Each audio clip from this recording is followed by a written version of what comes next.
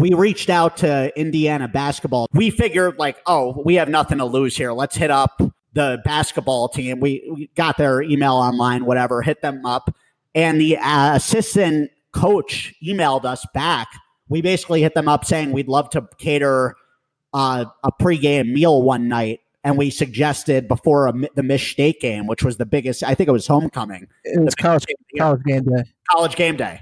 So the whole like team was in, getting ready. It was All-Star weekend too, I remember, the NBA All-Star game. So it was a really big weekend. And the coach literally got back to us pretty quickly within a couple hours and said, oh, yeah, that would be great. And literally gave us like a time and address to meet him. We coordinated, I think, Jimmy John's sandwiches back then. I don't think going in, Corey, we really knew what we were in for. We figured we're going to just be a couple delivery guys showing up at, a house and dropping off some stuff, maybe giving a head nod to DJ White or something and feeling. Yeah.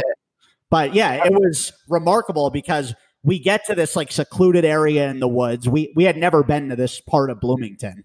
And this van, like this Jeep meets us, one of the coaches, and then directs us to where the house was. So it was like almost like this feeling of like exclusivity, like, oh, IU basketball, which is godsend in that town when you think about it. When you go to Indiana University, the first thing you find out about is Hoosier basketball. Like I wasn't an Indiana basketball fan before I got to IU by any means, but the second I stepped foot on that campus, Cream and Crimson was the name of the game. So this was my senior year, I believe. Corey was a freshman.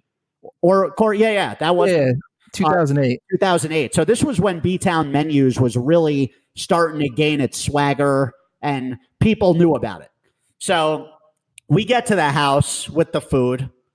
We go in, and right away, this was unbelievable. Kelvin Sampson's wife welcomes us in with open arms as though we were like long-lost children of hers. Tells us like, oh, come set everything down. And I back then, if you recall, I still was in the sports announcing mindset a bit. And I really was like enamored by analysts. And I thought I was in a dream. I walk into the kitchen and Jay Bilas is sitting there. He had a Coors Light. I'll never forget that, a can of Coors Light. And it was remarkable because he literally was just happy to talk and talk to us like we were just friends of his. Like, this guy was an incredible human being. I hope I get to meet him again. I remember getting him laughing.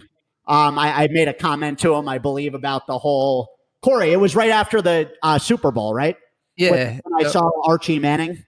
Yep. I literally specifically remember that. Yeah. So I got Jay Bilas to laugh, which I'll never forget that. But somehow the story about seeing Archie Manning, telling him thanks for having Eli on the flight. And I told Jay Bilas I wanted to be in broadcasting, and he told me I had a good voice. Like, he was the man. Corey, you loved him. Dude, it was awesome. And then, I mean, just to add real quick, that was during the time when Indiana was really good. We had one of the hottest prospects for the NBA. It was Eric Gordon. Yeah. And, we had a chance to go far in the tournament. So, yeah, we got there. The coolest part was they led us to the basement first. And the basement was literally a mini assembly hall.